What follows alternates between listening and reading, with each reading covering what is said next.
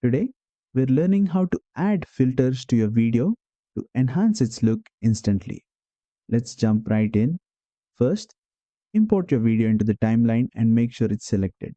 Head over to the filters panel where you'll find a variety of effects categorized into sections like cinematic, vintage, black and white, and more.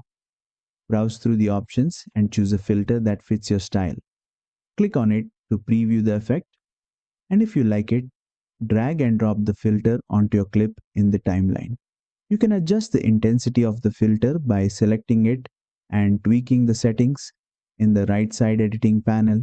Once applied, play the video in the preview window to check how it looks.